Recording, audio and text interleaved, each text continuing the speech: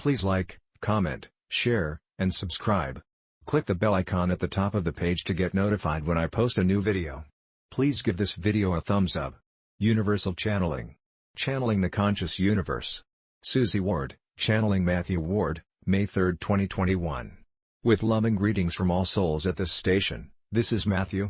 Evolving in spiritual and conscious awareness is a self-discovery process that removes one layer after another of forgetfulness about your very being, Creator's love light energy. That will continue until you remember your beginnings, and return to Creator Source. What is going on throughout your world is a different kind of discovery process. The combined light beam to Earth from powerful civilizations and the light you generate, has been exposing one layer after another of darkness. That will continue until every layer has been vanquished, and its energy transmuted into light. Numerous times during the 17 years of our messages we have said their purpose is to offer enlightenment, spiritual guidance, and encouragement. In this moment, encouragement may be the most helpful to all who are distressed because the exposure process is showing little evidence of progress and no official acknowledgement. We want to assure you that a great deal is progressing on target behind the scenes, and we want to uplift all who are feeling like these dear light workers. I do not plan on reincarnating on this planet ever again. I'm old, tired, and my patience has been used up.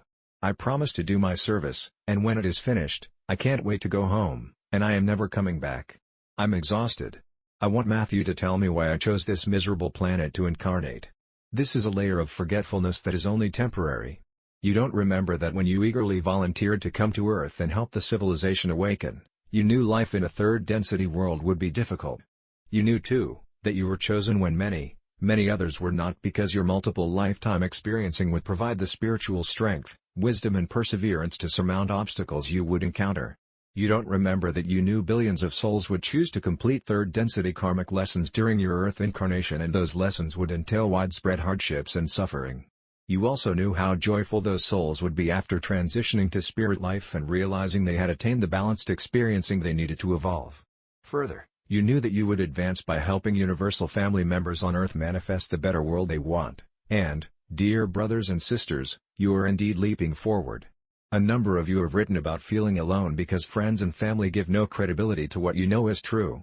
Another reason you were selected to help Earth's peoples when so many other volunteers were not is, you do know that never are you alone. You just need to remember that myriad guides and angels always are with you, eager to assist, and so are dear ones living in spirit worlds. You are known, loved, and honored by all light beings in this universe, and entire civilizations are beaming light to help you along your pathway. More down to earth, so to say, when truths come forth, people who in this moment ridicule what you have told them will have their minds widely opened. It will behoove you to refrain from saying aloud, "I told you so." As tempting as that could be. And, you may discover that acquaintances you never suspected could be kindred spirits have been all along. Now then, the successively higher vibratory levels that are exposing layers of darkness also are changing carbon-based cells into crystalline in all souls who are absorbing the light, and both of those are developments for rejoicing. However, energy changes can cause disconcerting physical, emotional, and mental effects, and more than a year of severe restrictions has intensified them. The populace is dealing with double stress. November 20, 2017 message mentions the effects and offers suggestions to lessen them. We empathize with all of you dear brothers and sisters who are feeling distressed. We lived in civilizations where the battle between the light and dark forces raged, and we experienced pain, setbacks, anguish, and anger.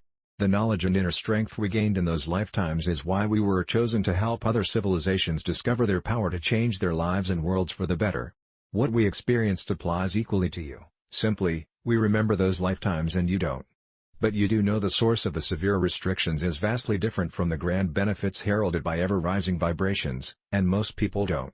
Consequently, they're feeling frustrated, anxious, and despondent, and when they realize they have been lied to, rage and guilt will be common reactions.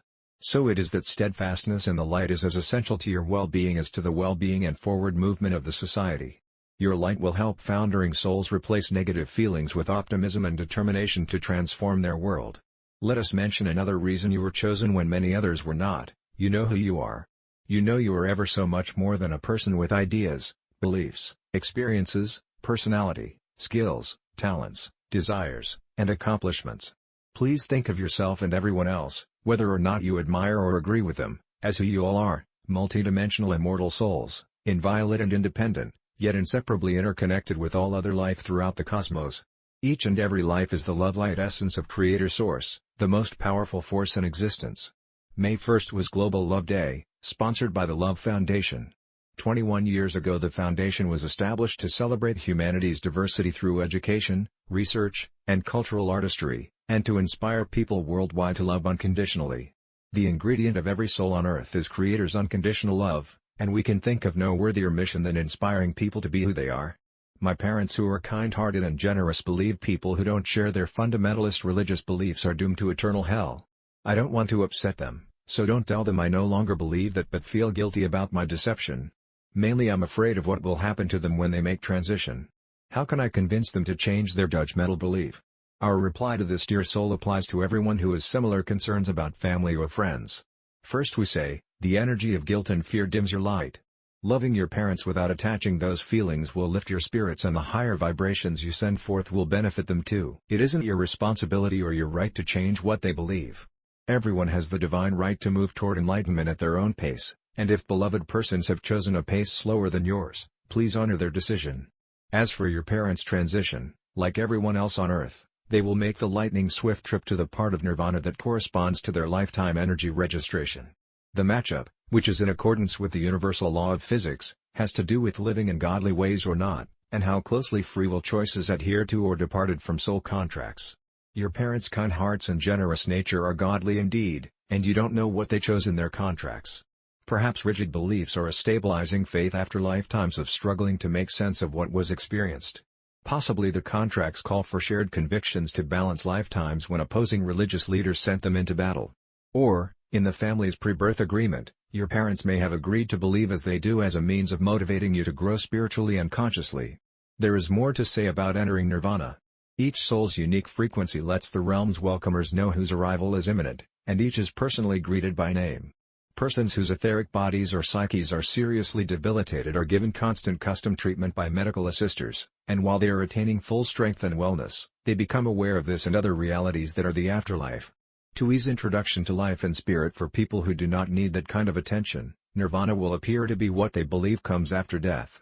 For instance, individuals who expect a dark void will enter silent nothingness. If persons believe they will waken in an endless field of fragrant flowers, they will. People who believe the dead arrive at a magnificent gate where Saint Peter is holding a list of names will see him there.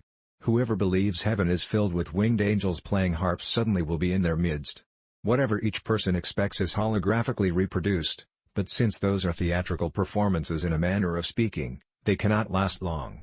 Only truth and love can prevail in nirvana. It is their high vibrations that maintain the stability and flexibility of all parts of the realm.